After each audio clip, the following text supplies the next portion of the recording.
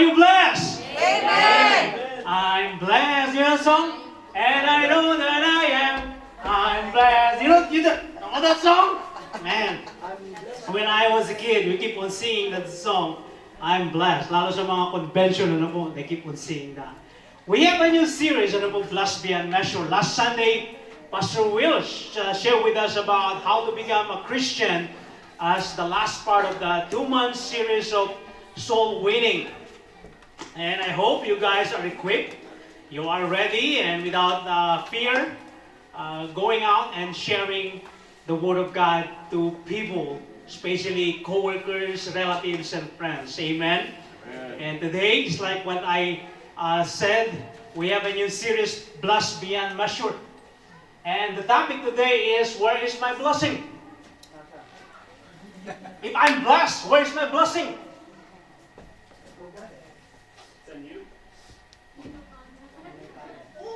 Come on, guys. Where is my blessing? It's in heaven. It's on the way. On the way. You said you're blessed, but where is my blessing? How come that you guys are struggling? How come that you have depression, anxieties? If you are blessed, how come that you cannot pay your debts? My goodness! I'm blessed, yes, I'm blessed! I'm wearing a very expensive shoes! I'm blessed! I'm wearing, Lacoste all the time, but, they are just a gift from Hawaii before. I could not afford to buy them.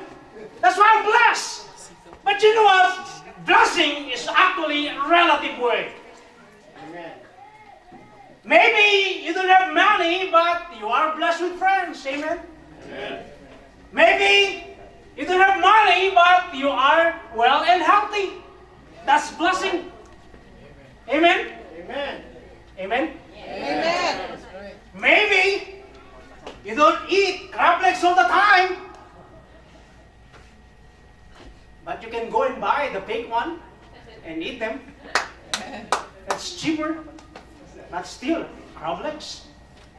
I shared I'm an Uber driver, and I shared this guy about when did you come to the U.S.?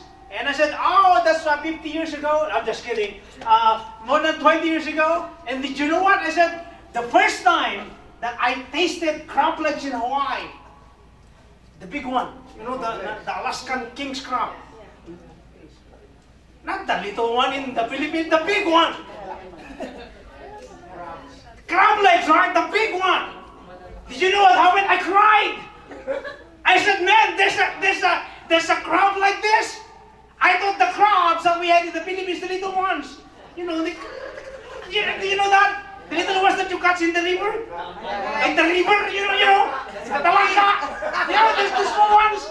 I thought that's the crab. But when we moved to Hawaii, and then brought us to that, eat all you can eat, all that, I don't know, I forgot the name of that. In Pearl Ridge, and they got this big tray of crab legs. I said, what is that? And they said, crab legs. What? That's a crab legs, yes. When I had it, and I did to this melted butter, and then with that calamansi or lemon, I said, oh my gosh. You're blessed. I'm blessed, man.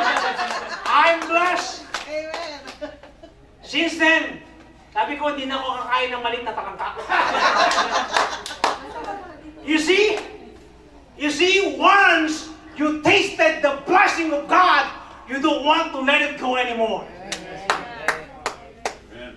You don't want to let it go anymore. I heard from a writer that a crocodile, once he bites you, the crocodile won't let it go. Or even a shark. Once a shark bit you, the shark won't let it go. That's what we need to do. Once you tasted the blessing of God, never let it go. Amen. Huwag mo nang bitawan. Yeah. Huwag mo nang bitawan. Amen. Huwag mo nang bitawan. Kahit anong mangyari. Amen. Kagatin mo! Kagatin mo! Sige, kagatin mo yung katabi mo. Bite the person next to you. The question is, Where's my blessing, Pastor? Where's my blessing, God? Last Friday, I was complaining. You know my favorite spot? Mandalay McDonald's, behind the McDonald's. That's my favorite spot during my driver time, you know. And I was complaining because I had 7 riders. And I said, man, one of them did not give me a tip. So 6 riders gave me a tip. And then the 7th one never gave me a tip. And I was complaining to God. I said, man, what did I do wrong? Bakit hindi niya ako binigyan ng tip?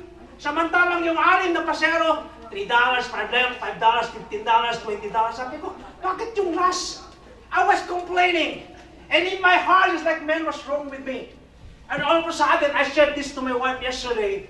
All of a sudden, puting kalapati, bumaba sa hood ng sasakyan. At tinitignan niya kung gano'n-gano'n siya.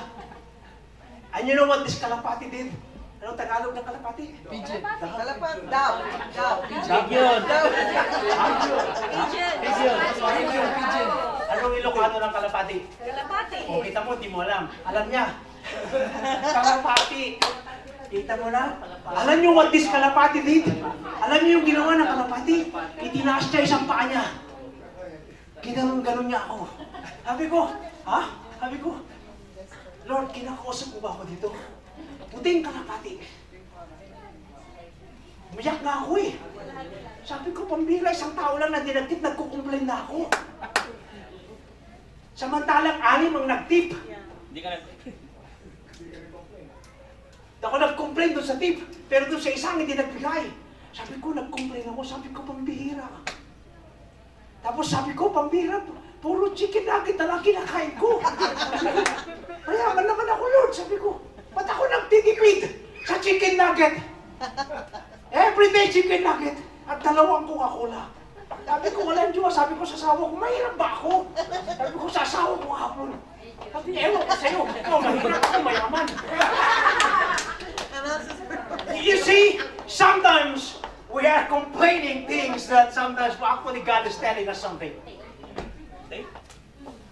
God was telling me, Randy, 6 people gave you extra money and only 1 did not, and you're complaining.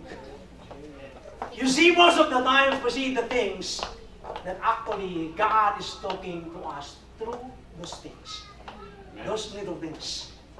And so again, my brother in Christ, what is your blessing now? Number 1, can you put Pastor? Number one, you know what? This is the good thing about where's my blessing.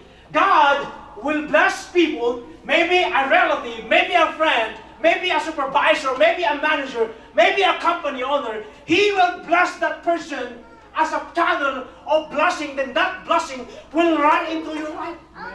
Aagos din sa'yo. Aagos din sa'yo. Kaya mga kapatid, you pray for the company that you're working for. So that company will be blessed by God, that blessing will run through you. Pray for that supervisor na pangit ang ugali niya para pag na-promote ka, papalitan mo siya.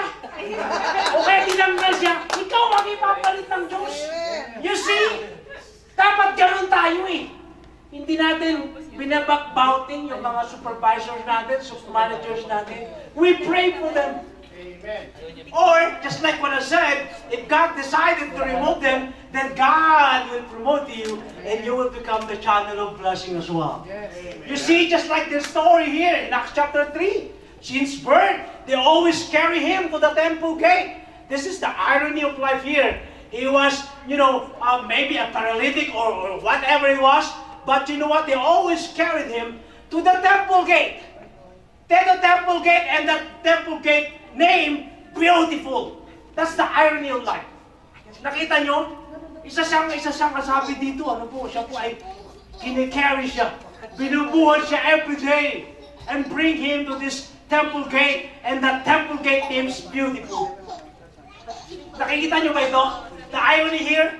Nakikita nyo ba ito? Sabi niya, na a man, people from birth. Grabe yan, no? From birth. He was carried to the temple gate.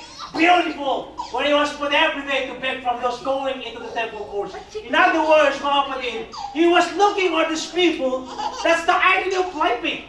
Parang tignan mo, teka muna, ba't nyo ko hindi nilagay sa beautiful gate? Ito nga ang kalalagayan ko. And just like, you know what? people are wearing very expensive clothes, eating at nice and fancy restaurant, samantala ikaw, puro crazy buffet na lang. Kaya anong nangyari sa'yo, naging crazy ka na rin, ano? Parang gano'n, pambira. Alam, ang asawa ko, pag nagyaya na kumain, sabi niya, kain tayo. Sabi ko, dalawa lang tayo, pamilya tayo. Dalawa lang tayo, tatakas tayo. Kasi marami tayo masyado, sabi niya. Tatakas tayo. So minsan tumatakas kami, ano. Tapos tatanungin niya ako, saan mo gustong kumain? Tapos sabi niya, ay, hindi na nga pala, dalawa lang palang alam mong kainan. Crazy buffet at saka sa puro. So wala siyang pagpipilian, dalawa lang eh. Sa puro, Japanese, the revolving restaurant, at sa crazy buffet. Dalawa lang eh. Ang alam kong kainan dito sa Las Vegas. Pag dinala mo ko sa ibang restaurant, hindi ko na alam kung paano kumain. Dalawa lang, alam ko. Crazy buffet, at saka sa puro. Pag dinala mo ko sa ibang restaurant, hindi ko na alam kung paano kumain. Dalawa lang. Kaya pag in-invite nyo ako, alam nyo na kung saan. Crazy buffet o sa puro. Ulitin ko, if you're going to invite me to eat with you guys, it's either crazy buffet or sa puro. McDonald's. It's for the chicken nugget only. Okay? You get it? Ulitin ko, pag in-invite nyo ako, dalawa lang. Crazy buffet or sa puro. Let me limit myself. No. That's all. But you know what? Just like what I said, this is the irony of life. Sometimes, people are enjoying their blessing, but you are not. Why is that? Because you're always thinking about your future. Keep on saving and saving and saving and saving and saving. All of a sudden, you're dead. And the blessing is still there. You never enjoyed it. That's why while you are young and you are able, go ahead, enjoy. Travel the world. Travel the world. Eat all you can. You know, yes, go shopping, enjoy, travel. That's what we need to do. King Solomon said, do you remember what King Solomon said? He said, eat, be merry, drink, and enjoy the blessing of God. He said, this is what we need to do. That's why, guys, me, even though I'm diabetic, I keep on drinking Coca-Cola every day.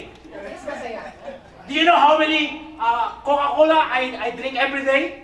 More than 24 packs of Coca-Cola every week. Kulang pa. May baon pa akong 4, binibili ko dyan sa Mavericks. Why is that? I said to myself, well, if I will die, I will die. Happy. You see? Grabe, no? Hindi ka man lang nakakain ng crab legs sa buhay mo. Hindi ka man lang nakapag-shopping ng buhay mo. Hindi ka man lang bumili ng gusto mo. Pag pumunta ka, tinitignan mo lang. Pag kumakain sila, lumunulok ka lang. Pag namamasyal sila, sinasabi mo ka, kala mo naman mayayaman mga yan. Naiingit ka pero may pera ka. Grabe. Kaya nga tatanong natin, parang ako nung Friday, nagreklamo ako sa isang taong hindi nag-tip. Tapos kinakain ko yung chicken nugget. Sabi ko, pambira. Chicken nugget, 6 pieces. Masarap naman. Sabi ko, Lord, kaya kahapon, sabi ko sa sama ko, Tart, mahirap ba ako? Sabi niya, bakit? Kasi palagi na lang chicken nugget araw-araw. Kinakain ko, saka tinapay, saka Coke, saka Oreo, sabi ko sa kanya. Kaya ka pala diabetic. Puro matatamis ang kinakain mo. You see, here's the thing, my beloved church. You know what? If God bless you, or if my God will bless me, I will make it sure that that blessing that He will give it to me will run through you as well. In other words, if I'm blessed, you are blessed. Meaning, my blessing is your blessing. Your blessing is my blessing. Our blessing is this church blessing. Your blessing is your family's blessing. Kaya ibig sabihin, huwag kang madamot. Pakisabi sa katabi mo, huwag kang madamot. No. Sabihin mo, hindi sa akin, siya. Bakit sa akin yung sinasabi? Sabihin mo sa katabi mo, huwag kang madamot. Nakita niyo na? Huwag tayong maging madamot. Para tumakbo yung blessing. Ano sabi ng Biblia? Siksik, liglig, At umaapaw. Umaapaw na nga, ayaw mo pang magbigay. Biruin mo yan. Umaapaw na nga eh. Ayaw mo pang magbigay. Biro mo, meron kaming auntie. Nung bata kami. Nasisira ang mga bibingka niya. Nasisira ang mga sinukmani niya. Pati bagoong. Ang antit-antit na. Hindi siya mabaho na. Hindi siya namimigay. Grabe no? May mga tao palang ganun. Umaapaw na nga ng biyaya mo, kapatid. Ayaw mo pang mag-share. Mag-share ka naman. Mag-share ka. Sino umaapaw ang blessing na yan? Yeah. Isa lang ang tayo kayo. Grabe. Kala nyo, hingin ko kayo, no? Kala nyo magtaas ng kamay. Amen. Kala nyo, magkisermon tuloy ako ng giving, ano? Nag-usap na kami tatlong mga pastor nyo, eh. Kung anong topic natin next month. Sabi ko, ano kaya, magsermon na tayo ng giving. Sabi ni Pastor Will, wag muna. Baka mag-alisan ko yun muna. Gawin mo, mag-isang taon na tayo this month dito sa lugar na ito. Amen. Kaya sabi ko, ready na kayo yung Diyos pag mag-sermon tayo ng giving. Sabi ni Pastor Will, wag muna. Baka maghipakatan mga member natin. Kasi nagkukulang na tayo ng pambayad eh. Yung pera natin 30,000, nagiging 23,000 na lang eh. Nababawasan. Dahil sa pambayad natin. Sabi ko, ano? Sabi ni Pastor Jen, mag-sermon na tayo ng giving. Pero we heard and listened to his advice. Ano? You see, mga kapatid sa panampalataya, here's the thing, ulitin ko, pag blinas tayo ni Lord, huwag tayo maging malaman. We need to share. Para yung blessing ay tuloy-tuloy. What you have, mga kapatid sa panampalataya, is freely given by God. Your abundant blessing is freely given by God. And you need to enjoy it. Don't hide it. Huwag kayong matakot na pakita nyo na parang, baka utangan ako. No. Enjoy your life. The second one, can you put Pastor John? Number 2 is, your blessing is on the way. Just like this guy who was born like this. He waited because the Bible said man, meaning about 21 years old. Ano po? Kasi man na siya. Ano? So he waited since birth to receive the blessing. So I don't know where you are right now. I don't know, maybe some of you are in the deepest part of the ocean, or maybe some of you are walking the deepest part of the valleys right now. I don't know what's going on in your life right now, but one thing is sure, your blessing is on the way. Palapit ng palapit. Palapit ng palapit yung blessing na yan. Palapit ng blessing na yan. Kaya dapat, don't lose your hope. Keep waiting. Keep waiting. This man in the Bible, I don't know. Or why did, you said they carried for begging, they used him. Maybe they mistreated him. But one thing is sure, he received an unexpected blessing from Peter and John. Through the blessing of God, pinadaan niya sa tao, naging unexpected yung blessing. May mga unexpected blessing tayo, alam niyo ba yun? Napakarami. Napakarami. One expected blessing that my wife and I keep on discussing about this young man here. What's your name again? Brayden, my daughter's boyfriend. He's an unexpected blessing. Because one time I was complaining to God, just like, God, paano ba yung worship team namin? Iniwan kami ng isa, na worship leader namin. Pero mas malaki ang pinalit ng Diyos. Alam din niya lahat. Maliban sa pagkanta, you don't know how to sing, right? I'm just kidding. So in other words, pinalitan ng Diyos. At ganoon din, alam din niya lahat. Unexpected blessing. I was complaining to God, God, paano lang kami ngayon? Babalik na kami ng Sunday worship. Babalik hindi na kami online. Pero wala kaming worship leader, wala kaming ganito at ganyan. I was complaining, I was talking to God. I was talking to my wife. And then, Lucille said, Dad, Mom, I'm going to meet this guy. This guy. That guy. Have you met? My wife said, have you met him before? My daughter said, no. When did you meet him? Online? Are you sure? My wife and I is like, what? Oh my gosh. Baka kidnapper ito. Baka Tagalog, kung yung kitang bulugin. Baka ano to? Baka loko-loko ito. And we praise God when finally we met Brayden. Very respectful young man. And honorable man. And dignified person. And I said, man. And then, my daughter said, did you know that he can play drums, guitar, and ukulele, and guitar, and everything? And sure, yeah. Okay, bring him to church, bring him to church. We need Him. We need Him. You see? Unexpected blessing. Unexpected blessing. When I started driving for over on my third year, I received a very unexpected blessing as well. $700 tip from a rider. I told my wife, Tay, baba ka. Pinuntahan ko yung asawa ko sa trabaho niya. Sabi, baba ka. Bakit? Basta baba ka. Sabi, bakit? Basta bumaba ka nga eh. Tapos pinilang ko yung $700. Sabi niya, sabi na kuya, naiwan ng pasero mo. Hindi. Tip yan ng pasero ko. Sabi niya, talaga? Oo. Siya, umuwi na tayo. Pag-vlogs na tayo. Umuwi na tayo. $700. Pero hindi na naulit. May nagbigay din ng 300, pero hindi na ulit. May nagbigay din ng 200, pero hindi na ulit. Ang inantay ko ngayon, may magbigay ng 1,000 eh. On the way na, Pastor. On the way. That's the word that I'm going to mention now. It's on the way. You see, sometimes we are looking just like this man begging, looking people going to the temple courts, wearing very expensive clothes, riding on a donkey or a horse, seeing them every day in his life. And he was thinking to himself, oh, my blessing is on the way, man. My blessing is on the way. You see? I keep on seeing these people in the staging area, Teslas, very expensive cars, ginagamit sa pag-Uber. Polestar, $100,000 car. Tesla, 100,000 cars. Electric cars, 100,000. Everyone. Cadillacs. Tapos pag pumasok si Pastor Randy sa staging area, anong andar ng fan belt ko, Lester? Blank. My fan belt, the belt, the serpentine belt. Pagpasok ko sa staging area, and everyone is looking at me, oh, stop, man.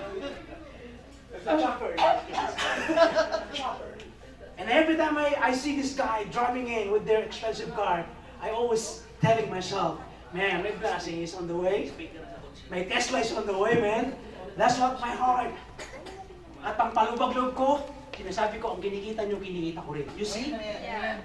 Ang kinakain ng mayayaman ay pwede mo rin kainin sa Amerika. Amen. Kung sa Pilipinas, ang kumakain lang ng crab legs ay mga senador. Kung sa Pilipinas, ang kumakain lang ng salmon ay mga congressman o representative.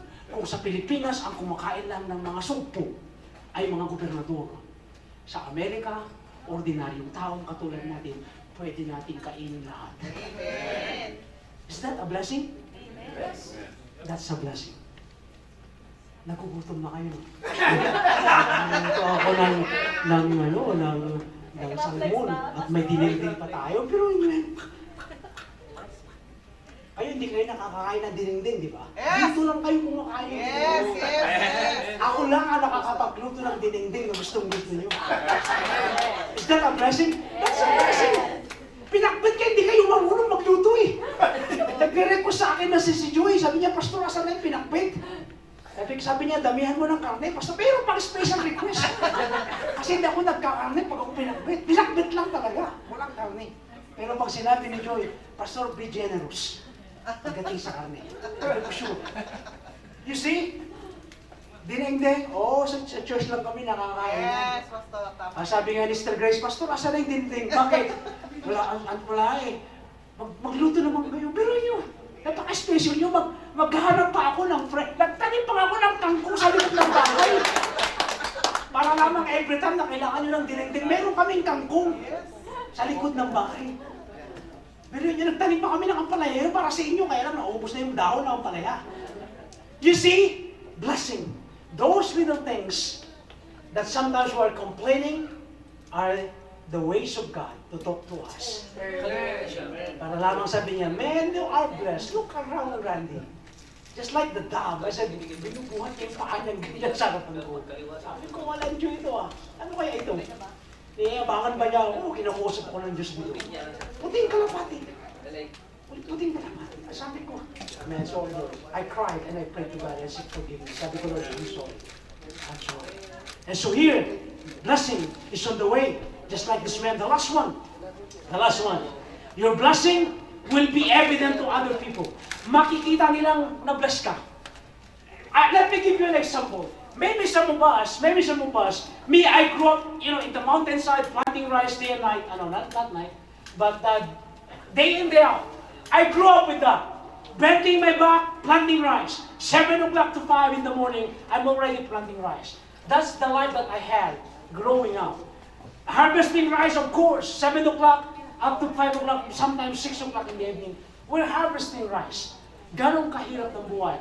Pagkatapos ng pagtatanim, kami ni tatang ko, pupunta kami sa bundok, mangunguha ng wahe, ano puratan, para ibenta namin. Or, mamumutol kami ng kahoy ni tatang at ibibenta namin.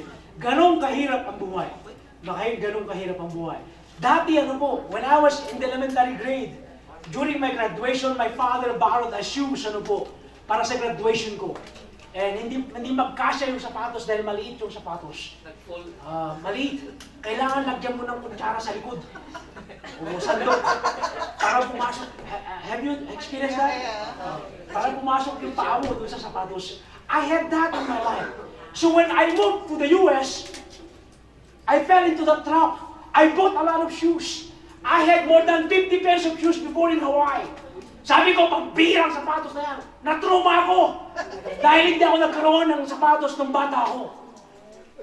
Kaya ginawa ko nung nilipat ako ng Diyos sa Amerika, wala akong ginawa kundi bumili ng sapatos. More than 50 pairs of shoes. Bili ako dyan, wala akong pakialam kahit mali, basta bibili ko gusto ko. And then I realized, I don't need them. I realized I don't need them. I even bought $700 Adidas shoes that I gave it to this young man here, Lester. I even bought the most expensive Kobe Bryant shoes, I gave it to him. And then I realized, man, I don't need them. Ngayon, ang sapatos ko na lang, 3 na lang. Sa bahay. 3 na lang. Naghihiraman na nga kami ni Lucas ng damit eh. Magkakaroon na kami. Yung damit niya, damit ko na rin. Sabi ko, pambira. Kaya sabi ko kay Steve Miller kahapon, mahirap na ba ako? Bakit?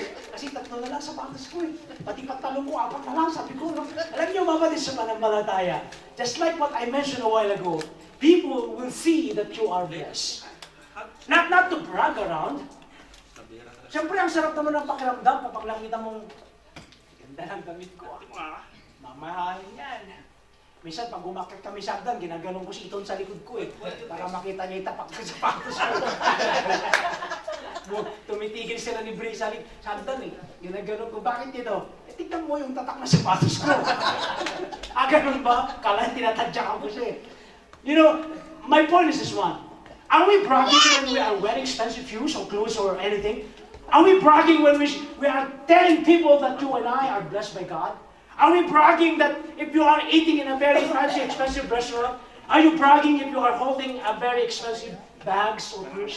Of course not. Actually, they don't care. They don't care. If you are having a LV bag, ano ba tawag doon? Lumang bag. Lumang bag? Or Las Vegas bag? Actually, they don't care. If you're wearing a Lacoste shirt, they don't care. Or you know, you are putting these very expensive shoes, they don't care. They don't care. Umuwi ka sa Pilipinas, sumakay ka ng jeep, makikita mo yung katabi mo naka-Louis Vuitton bag. Makikita mo lakos ang sapatos niya, lakos ang t-shirt niya, pag gumitisa ang itim ng ngipin niya. Pero ang bag niya, LV, Hold up yun. MK, ang bag niya. Magdadamit ka pa ba at magbabag ka papunta ng Pilipinas? Of course not. Tingnan nila, peke yan. Tingin nila sa'yo, peke lahat. Kaya pag umuwi ako ng Pilipinas, puro Las Vegas ang t-shirt ko. Yung natatak na Las Vegas. At least alam nila, galing Las Vegas to Di ba? Nagyayamang ba ako? Hindi. Pag naka-Louis Vuitton ka akala nila nagyayamang ka eh. Hindi nila, peke din. Galing Divisoria. Ano? Green belt. Oh, kita nyo na?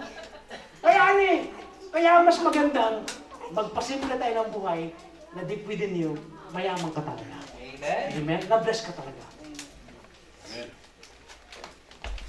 Tama po ba, Sister Yoli? Tama. Sabi sa akin, bakit wala ka man ng relo? Sabi ko, bakit?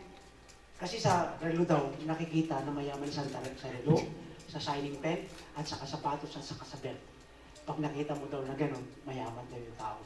Sabi ko, sa amin hindi eh. Sabi ko, pag pumunta ka sa Pilipinas, yung relo ng nakasakay sa jeep, LB, bag niya, LB, sapatos niya, Christian Dior, belt niya, Lacoste. Pero pag gumiti siya, ako makikita mo, yellow ang ngipin. Mayaman? Ay, hindi nga eh. Gold. Sabi niya, nakakatakot ba sa inyo? Ay, oo. Pag nagpurselas ka o ka nagsising ka, hindi mo malayo, wala na yung daliri mo. Bakit? Puputuloy nila, hindi mo alam. You see? Guys, it's not wrong to wear expensive clothes or jewelries as long as kaya mong dalhin. Hindi ka nagyayabang ang dating. Amen? Amen. My wife asked me yesterday, can you bring me out? It's my birthday month. Sabi ko, sure, let's go. Lumabas kami. Dinala ako yun dun sa ano ba yan? Kate Spade. Kate Spade. Kate Spade. Sabi ko, nakatayo ako doon, hawak-hawak ko yung plastic bag na thank you. Yung supot ng sobrang ng kinain namin. Hawak ko gano'n. Thank you. Nasa pintuan ako. That's my style, ano? Nasa pintuan. So pag may pumapasok, gumagano'n sila, good morning, oh, good morning. So akala nila, nagkatrabaho ko doon sa kitchen. May hawak ako, thank you, plastic bag. Someone asked me, where I can find like this, like, oh, go ahead, go inside. And then bumalik yung asawa ko, okay ba ito? Sabi ko, alam mo tak, meron ka na yan. Ganun ba? Bumalik ulit. Ito. Sabi ko, meron ka rin yan. Tapos ulit ito. Bumalik, ito meron ba ako? Meron ka na rin yan. Talaga? Oo, tara, lumabas na tayo. Lumabas na kami. You see? Kaya pag lumabas kayo mag-asawa, hawak ko palagi ang kamay niya. Para hindi siya mapalayo sa akin. Nakakala niya, very sweet ako. Pero talagang mahigpit ang hawak ko. Kasi pag binitawan ko kung saan-saan siya nakakarating. Eh, pagpasok namin sa Kate Spade, nakagano'n ako. Ito, thank you, plastic bag. Sabi ko, Lord, sana huwag siya makapili kahit ano. Hindi niya alam, nag-pray ako, Lord, I pray. Sana hindi siya makapili ng gusto niya. Pagbalik niya sa akin, meron ka na yan. Ito, meron ka na rin yan. Ito, meron ka na rin yan. Ganun ba? Tara na nga. We ended up burning doon. We ended up burning doon yesterday. Sabi ng asawa ko, ito nga nakakaano. Did you know how many hours we spent at Burlington yesterday? More than 2 hours. I was so busy waiting for her. Naghanap ako ng pwede kong kuhan. Pagod na pagod ako. Saka kasama, saka kasunod. Sabi ko, pambira ito. Ganun ka talaga ang babae mag-shopping? Ganun ka talaga? More than 2 hours. Hilong-hilong na ako. Sabi ko sa asawa ko, hinanap ko, hindi ko mahanap kung nasaan. Sabi ko, pambiriliwan yata ako. Yung pala na doon sa kasulok-sulukan, sale na nga, pumunta pa doon sa sale. Sa 70%. Sabi ko, mahirap talaga kami. Sabi ko, sale na nga, pumunta pa doon sa sale. Sabi ko, pambira. Kaya pala ang tagal niya, kasi naghahanap niya, eto matindi bago i-close. Noong nagbabahay, makapila na kami doon sa bayaran. Nakita niya yung sapatos na napili niya. Mayroong stain, mayroong glue, excess glue. Sabi ko, Dad, may glue oh. Sabi niya, hindi ba matatanggal? Ay, hindi, glue yan eh, hindi na matatanggal yan. Totoo ba? Hindi na matatanggal talaga yan. Sigurado ka, kahit apahin, hindi na matatanggal yan. So, inanggal niya. Sabi ko, bawas. You see, ganun dapat tayong mga lalaki. Sinamahan niyo yung asawa niyo sa mga shopping. Sumunod kayo. Sabi niyo, Tan, hindi bagay sa'yo yan. Ito, hindi bagay sa'yo. Makakatipid kayo. Amen? See? That's another blessing there. Saving. So are you blessed? Amen. Let's all stand up and let's pray. Father God in heaven, we pray, Father, for today, for your blessing. We pray for Vivian. We pray for Sister Wayne. We pray for Sister Yuli, for their celebration, Lord, for their birthday. We pray, Father, na kayo po yung mag-bless sa kanila. We also include Brother Rodel Cambiao and Brother Dante and Sister Shirley, Father, sa kanilang celebration this month. We pray na you will bless them, that you will give the needs that they need in life. We also pray for Sister Yuri and Brother Fred for their wedding anniversary. We pray that you will bless them with kindness, with strength, with wealth, with also health, Father. We pray that kayo din po, O Lord, ang mag-bless sa kanila pong anniversary. Ganon din, we pray, Father, yung pagbisita sa amin, ang mga kapatid po namin galing Canada. Dalangin namin, Lord, na kayo po ang mag-bless sa kanila. Ang kanilang vacation dito sa Las Vegas. We pray, Father, that be kind to them as well. Take care of them and watch over them. Para po yung mga masamang elemento at masasamang isip, Ama, ay ilayo mo sa kanila. We also pray for Venice, Lord Jesus, for moving to Las Vegas. We pray, Father, that you would bless her as well. Whatever desires, Lord, that she has in her heart, we pray, Father, that she will reach them while she is moving here in Las Vegas. We pray, Father, that you will plant her here and in Las Vegas, that she will bloom and grow and multiply in Las Vegas as well. Ganon din po ang paglalakbay ng aming mga kapatid pabalik ng Pilipinas this October 4th. We pray, Father, that you will be with them. Yung pilot, O Lord, directing the flight from Las Vegas to Manila, Lord. We pray na kayo din po magbigay ng wisdom para po makarating po sila doon na matiwasay dahil marami po nag-aantay sa kanila, O Lord, na kamag-anakan, mahal sa buhay. Dalangin namin, O Lord, na sila din, O Diyos, ay ingatan mo at ibalik mo sila, O Diyos, sa mga susunod na buwan o taon dito sa Las Vegas. And we pray, Father, na bigyan mo din sila ng kanila po paglalakbay ng maayos sama. Ganon din, this lunchtime that we prepare for ourselves, Lord Jesus, we pray na gamitin mo ito na maging nourishment ng aming physical at pangangatawan. We are so grateful, Father, for the blessing. We are so grateful, Lord, for the blessing that we heard today.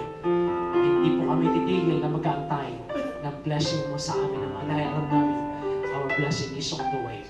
Father God in heaven, we give back all the glory to you because you deserve them and we got nothing, only your blessing. Ama, tayo po Diyos ang magmamahal sa amin and help us, Lord, to grow and multiply and help us, Lord, to become a less complainer person because we receive abundant blessing from you. Nalalaman namin, O Lord, na ni minsan ay hindi mo kami pinabayaan, ni minsan ay hindi mo kami iniwanan. Lord, tulungan mo kami na makita ang kamay mo, makita ang mga blessing mo. Lord, help us to enjoy instead the blessing that you provided, the blessing that you showered us, Lord. Help us to enjoy them on a daily life, on a practical day life, Lord Jesus, because we know it for sure that your blessing is abound. Our cups are running over, and help us, Lord, to become not a stingy person, but become a generous person, so that blessing will become overflowing in our lives. Lord, we are so grateful once more for all the things that you have done and for all the things that you're preparing for us, because we know it, Lord, that blessing is on the way. There's a lot of blessing that our names are on them, Lord, and they are on their way. Unexpected blessing, abundant blessing, we will enjoy them for sure. In all these things we pray, and all the believers will say, Amen. Amen.